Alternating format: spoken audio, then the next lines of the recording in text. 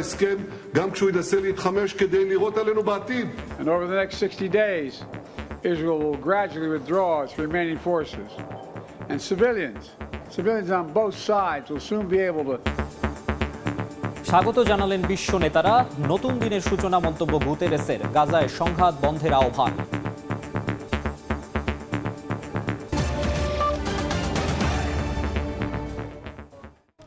দেখছিলেন প্রধান শিরোনাম। আন্তর্জাতিক সময়ের সঙ্গে আছি আমি মাকসুম আলম খান। অবশেষে লেবাননে ইসরায়েল ও সশস্ত্র গোষ্ঠী হিজবুল্লাহর মধ্যে স্থায়ী যুদ্ধবিরতি কার্যকর হয়েছে। 60 দিনের মধ্যে লেবানন থেকে ইসরায়েলি সেনা প্রত্যাহার করতে হবে বলে জানিয়েছেন মার্কিন প্রেসিডেন্ট জো বাইডেন। এদিকে হিজবুল্লাহ কোনো কারণে চুক্তি লঙ্ঘন করলে মোক্ষম জবাব দেওয়া হবে বলে হুঁশিয়ারি দিয়েছেন ইসরায়েলের প্রধানমন্ত্রী বিনিয়ামিন নেতানিয়াহু। হোয়াইট হাউসে বক্তব্য দেওয়ার সময় বাইডেন বলেন, ইসরায়েলের মন্ত্রিসভা 10-1 ভোটে এই চুক্তি অনুমোদন করেছে। ইসরায়েলের প্রধানমন্ত্রী বিনিয়ামিন নেতানিয়াহু এবং লেবাননের তত্ত্বাবধায়ক প্রধানমন্ত্রী নাজিব মিকাতির সঙ্গে কথা বলেছেন বলেও জানান তিনি। Next 60 days, the Lebanese army and state security forces will deploy and take control of their own territory once again. Hezbollah terrorist infrastructure in southern Lebanon will not be allowed to be rebuilt. And over the next 60 days, Israel will gradually withdraw its remaining forces. And civilians on both sides will soon be able to safely return to their communities. এদিকে যুদ্ধবিরতি চুক্তি কার্যকরের পর টেলিভিশনে দেয়া বক্তব্যে চুক্তির জন্য বাইডেনকে ধন্যবাদ জানান ইসরায়েলের প্রধানমন্ত্রী বিনিয়ামিন নেতানিয়াহু। তবে যুদ্ধবিরতি বাস্তবায়ন হলেও হিজবুল্লাহ নতুন কোনো হুমকি তৈরি করলে গোষ্ঠীটির বিরুদ্ধে কঠোর ব্যবস্থা নেয়ার হুঁশিয়ারি দেন নেতানিয়াহু। শুধু আমাদের লক্ষ্য করে গুলি ছোড়া নয়, ভবিষ্যতে হিজবুল্লাহ যদি নিজেদের অস্ত্র ভান্ডার সমৃদ্ধ করার চেষ্টা করে তাহলেও তার যুদ্ধবিরতির চুক্তি লঙ্ঘন করবে। আর এরকম হলে হিজবুল্লাহকে কঠোর জবাব দেয়া হবে। লেবাননের হিজবুল্লাহ ও ইসরায়েলের মধ্যে যুদ্ধবিরতিকে নতুন সূচনা হিসেবে উল্লেখ করে স্বাগত জানিয়েছেন জাতিসংঘের মহাসচিব আন্তোনিও গুতেরেস। এছাড়া সাধুবাদ জানিয়েছেন যুক্তরাজ্য, জার্মানি সহ বিভিন্ন দেশ ও সংস্থার নেতারা। এবার গাজায় দ্রুত যুদ্ধবিরতি বাস্তবায়নের আহ্বান তাদের। ইসরায়েলের প্রধানমন্ত্রী যুদ্ধবিরতির ঘোষণার পর যৌথ বিবৃতি দিয়েছেন জো বাইডেন ও ইমানুয়েল ম্যাক্রো। যুদ্ধবিরতির এই চুক্তি লেবাননে এক নতুন অধ্যায়ের সূচনা করবে। একই সঙ্গে ইসরায়েলের জন্য এটি একটি স্মরণীয় মুহূর্ত। যাই হোক, এই যুদ্ধবিরতির মধ্যেই গাজায় চলতে থাকা সংঘাতকে ভুলে যাওয়া যাবে না। গাজায় যুদ্ধবিরতির পাশাপাশি জিম্মিদের মুক্তি এবং ত্রাণ পৌঁছানোর চেষ্টা চালিয়ে যাবে ফ্রান্স। যুদ্ধবিরতিকে স্বাগত জানিয়েছেন লেবাননের প্রধানমন্ত্রী নাজিব মিকাতি। এই বিষয়ে বাইডেনের সঙ্গে ফোনালাপ করেন তিনি।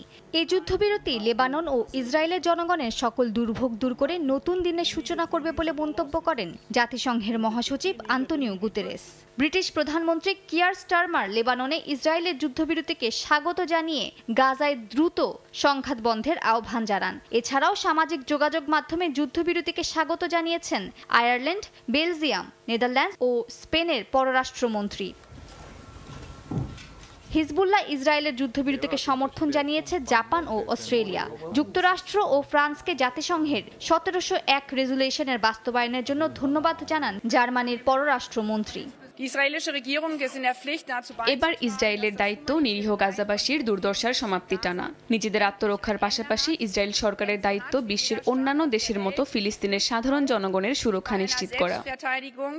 যুদ্ধবিরতির পর লেবাননে হিজবুল্লাহর প্রভাব কমে গেলে দেশটিতে স্থিতিশীলতা ফিরে আসবে বলে প্রতিক্রিয়া জানান ইউরোপীয় কমিশনের president Ursula von der Leyen. Maliha Suhrawardy, সময় সংবাদ। ইসরায়েল ও হিজবুল্লাহর মধ্যে এই যুদ্ধবিরতি লেবাননের সাধারণ মানুষের মধ্যে স্বস্তি এবং আশার যোগান দিয়েছে। তবে যুদ্ধবিধ্বস্ত এলাকার মানুষের উদ্বেগ এখনও কাটেনি।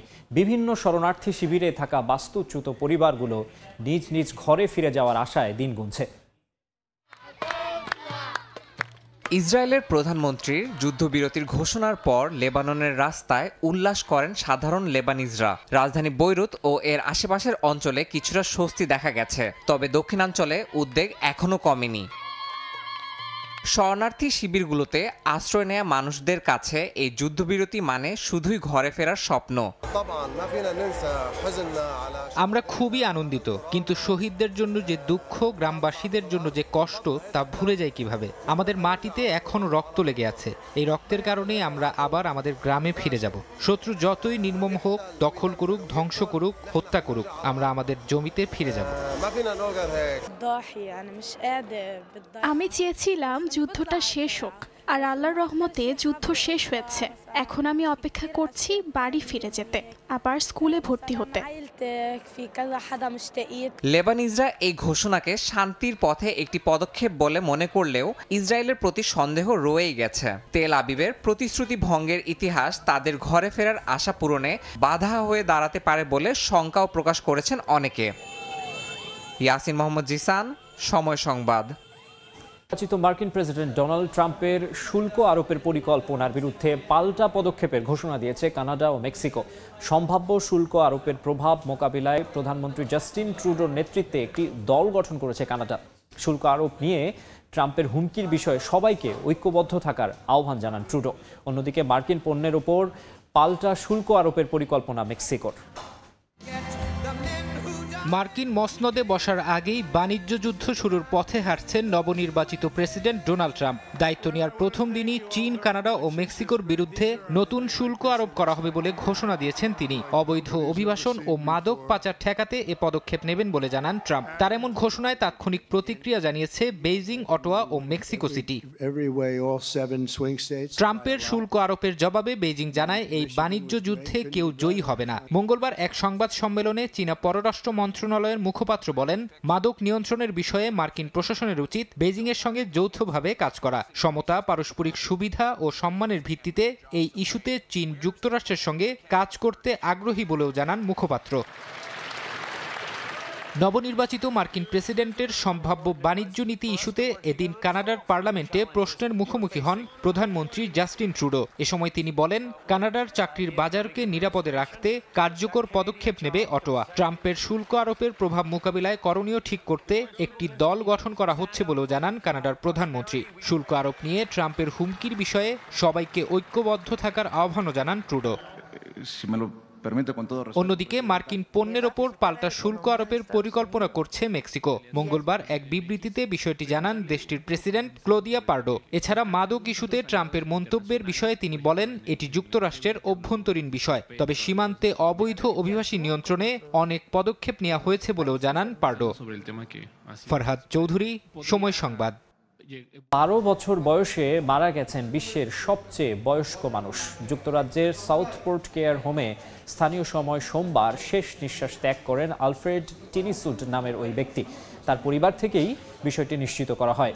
জন আলফ্রেড 1912 সালের 26শে আগস্ট জন্মগ্রহণ করেন।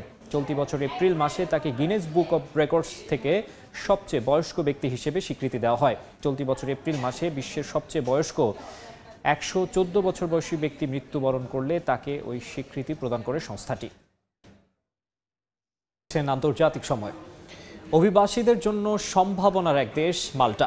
শিক্ষার্থী, ব্যবসায়ী ও বিভিন্ন পেশার কয়েক হাজার বাংলাদেশির বসবাস ইউরোপের ছোট এই দ্বীপরাষ্ট্রে। একসময় অনেকে মাল্টা যাওয়ার সুযোগ পেলেও নানা কারণে বাংলাদেশিদের ভিসা দেয়া কমিয়েছে মাল্টা। তারিকুল হাসান আশিকের রিপোর্টে বিস্তারিত। মাত্র 316 বর্গ কিলোমিটার আয়তন নিয়ে দক্ষিণ ইউরোপের সমৃদ্ধ দ্বীপরাষ্ট্র মাল্টা। আকারে বিশ্বের 10ম ছোট এই দেশটি ভৌগোলিক অবস্থানের পাশাপাশি নানা কারণেই ইউরোপে গুরুত্বপূর্ণ। একসময় প্রতিবেশী দেশ লিবিয়া বা তিউনিসিয়া থেকে ভূমধ্যসাগর দিয়ে ইউরোপে অবৈধ অভিবাসনের অন্যতম রুট হলেও সম্প্রতি কড়াকড়িতে অনেকটাই নিয়ন্ত্রণে এসেছে সে পরিস্থিতি। প্রায় 5.5 লাখ জনসংখ্যার দেশটির বিভিন্ন খাতে কাজ করছেন উল্লেখযোগ্য সংখ্যক অভিবাসী। শিক্ষার্থী, ব্যবসায়ী বা বিভিন্ন পেশায় কয়েক হাজার বাংলাদেশি আছেন মাল্টায়। একসময় স্টুডেন্ট বা ওয়ার্ক পারমিট ভিসায় অনেক বাংলাদেশি এসেছেন, তবে তাদের অনেকে অন্য দেশে স্থায়ীভাবে চলে যাওয়ায় বাংলাদেশিদের ভিসা দেয়া অনেকটা কমিয়েছে দেশটি। আমি স্টুডেন্ট ভিসায় বাংলাদেশ থেকে আসছি, 1 মাস হলো। যারা পড়াশোনার জন্য এখানে স্টাডির জন্য চুজ করতে অবশ্যই আসবেন। দেন স্টাডি কমপ্লিট করে দেন আদার্সওয়াইজ যেখানে খুশি যেতে পারেন। আগের পরিস্থিতি ফিরিয়ে আনতে মাল্টায় আসা শিক্ষার্থীদের পড়াশোনা শেষ করে মাল্টাতেই স্থায়ী হওয়ার আহ্বান সংশ্লিষ্টদের। বাংলাদেশের থেকে যখন স্টুডেন্ট আসতো, স্টুডেন্ট ঠিক মতো পড়ালেখা করতো না, ওরা কি করতো বিভিন্ন দেশে চলে যেত। যখন ওরা দেখছে যে এতগুলা লোক ঢুকছে, এতগুলা লোককে এখন ওদের এখানে নাই, তখন যাইয়া ওই কারণেই ভিসা বন্ধ করা দেওয়া হয়েছে। বিভিন্ন খাতে এখনো দক্ষ জনশক্তির প্রয়োজন মাল্টার, তবে দালালদের প্রতারণার ফাঁদে পা না দিয়ে যাচাই বাছাই করে পদক্ষেপ নেওয়ার পরামর্শ প্রবাসীদের। ইউরোপের অনেক দেশ যখন বাংলাদেশিদের ভিসাই দিচ্ছে না, সেখানে কম সংখ্যক হলেও শিক্ষার্থীদের ভিসা দিচ্ছে মাল্টা। তবে মাল্টায় আসা প্রবাসী বাংলাদেশিরা স্থায়ীভাবে অন্য কোনো দেশে পাড়ি না জমিয়ে মাল্টায় দায়িত্বশীল ভূমিকা রাখলে মাল্টা হতে পারে ইউরোপে আসতে ইচ্ছুক বাংলাদেশিদের জন্য সম্ভাবনার। তারিকুল হাসান আশিক, সময় সংবাদ, মাল্টা। ইসরায়েল যুদ্ধবিরতি 60 দিনের মধ্যে লেবানন থেকে সেনা সরানোর পরিকল্পনা, চুক্তি লঙ্ঘন হলে কঠোর জবাবের হুঁশিয়ারি। এবং 3 দেশের ওপর ট্রাম্পের শুল্ক আরোপের পরিকল্পনায় তোলপাড়, পাল্টা পদক্ষেপ বেইজিং অটোয়ার, মার্কিন পণ্যে কর আরোপ করবে মেক্সিকো।